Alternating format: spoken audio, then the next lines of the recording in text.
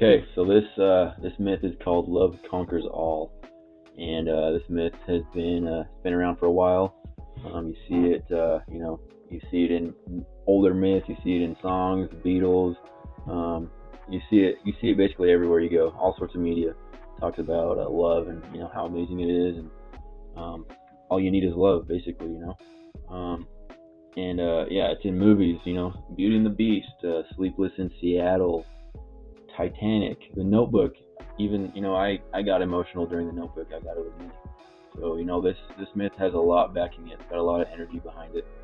Um, and why wouldn't it? It's if you felt true love, it does feel like nothing could mess with this. Nothing could take this love that I feel for this person away. Um, and so that's what we're going to talk about. Falling out of love. There's an article released by Berkeley called the Scientific Journal titled "Falling Out of Love," and this article talks about the feeling of love and how it kind of overtakes us at times. It almost feels irrational at times, and like inexplicable. You can't really explain why you feel so strongly for this person, but you do.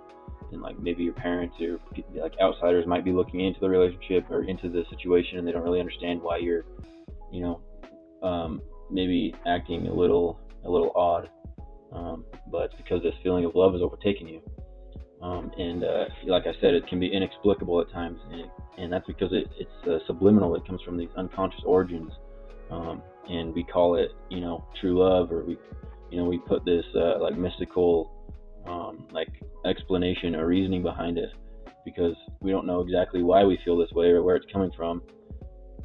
So we apply these things to try to explain it, when in reality it's just these unconscious um, mechanisms going on that are making us feel this way.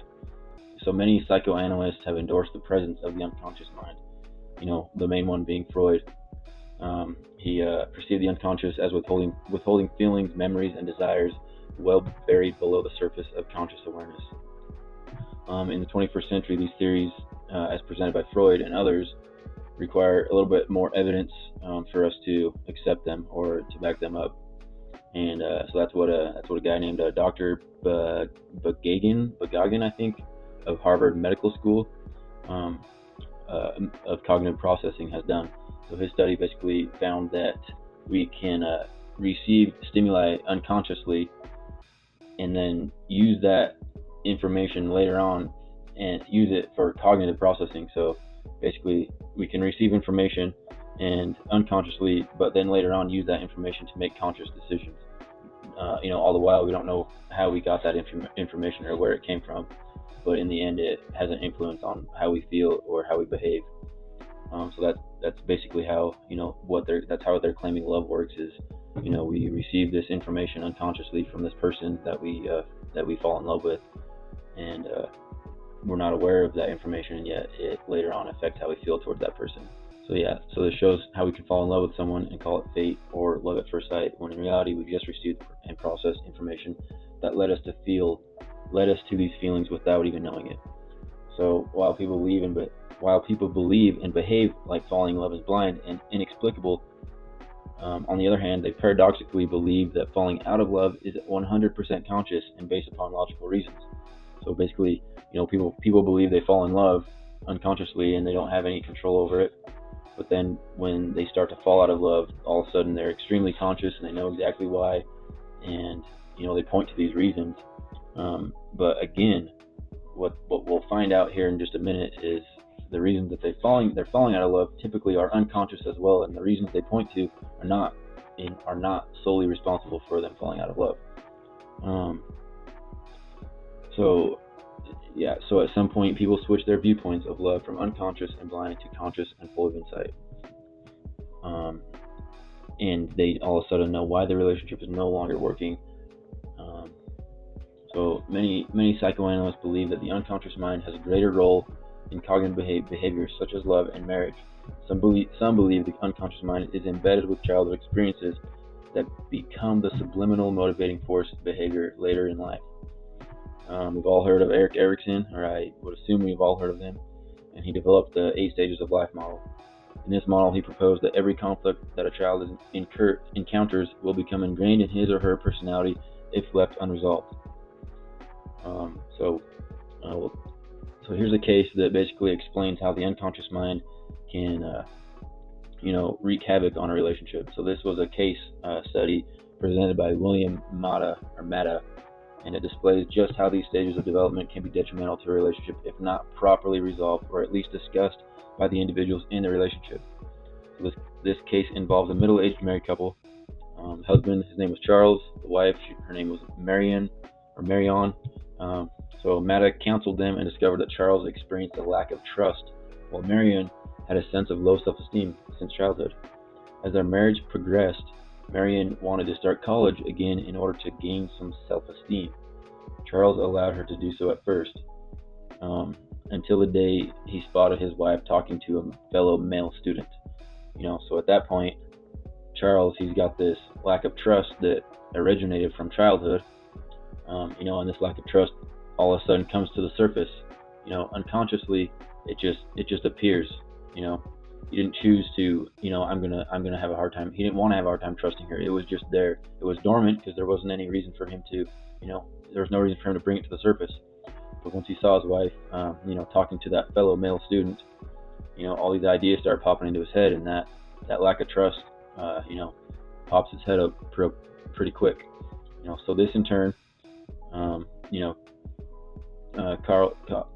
causes Charles to force Marion to quit college. Once again, prevented Marion from building her much-needed self-esteem. Thus, both individuals in the relationship failed to heal each other's childhood wounds, and their marriage became increasingly conflict-ridden. So, at this point, the individuals may end the relationship or possibly start looking for fulfillment elsewhere. And that, ladies and gentlemen, brings us to the next article. This article talks about dating apps. A recent study suggests roughly 30% of Americans aged 18 to 29 are currently using dating apps. Dating apps have changed the way people date, with this basically a never-ending supply of potential partners.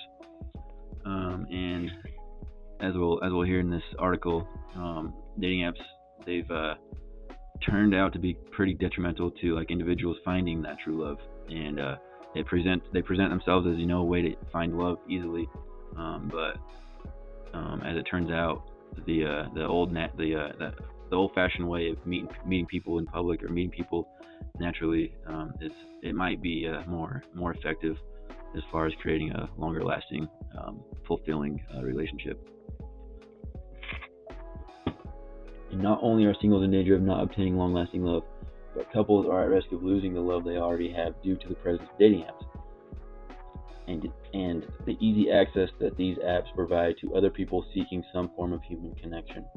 Empirical studies have shown that people in committed relationships have now started using dating apps, which most certainly can and often does lead to infidelity. And what's interesting about this is that individuals in committed relationships were more likely to develop a committed relationship with a fellow dating app user than single people were. So, how crazy is that? These dating apps were, I think they were invented for people who are single, and yet this study is showing us that people who are already in relationships are more likely to find another relationship than people who are single on these apps. It really shows the ability of dating apps to aid in the loss of love and relationships. Those who were already in committed relationships were more likely to be using dating apps to find casual sex, satisfying curiosity about the current dating market, and to help understand their own value as a potential dating partner. So there's that. So that's where validation comes in. Marion, who we talked about in the other article. Once Charles stopped letting her go to college, maybe that's the point when she needs some validation from somewhere. She couldn't get it from college. Charles wouldn't let her. Maybe she gets a dating app. So a study conducted in the U.S. looked at college students who used dating apps to find their partner and students who found their partner the old-fashioned way. This is pretty interesting too. The students who selected a partner from the large dating pool supplied by dating apps were less satisfied compared to those who found their partner the old-fashioned way and were more likely to jump from partner to partner in search of some elusive ideal. Similarly, a Taiwanese experiment showed that when people have a large pool of possible partners, they end up less satisfied with whoever they end up with. These findings are extremely scary when tested against the myth: does love conquer all? It's quite apparent that love does not conquer dating apps. So, in closing, when we look at the fact that people bring with them residue from their childhood in the form of unmet needs and insecurities, combined with the easy access to numerous individuals through dating apps, we see just how vulnerable love can be, and many times it fails.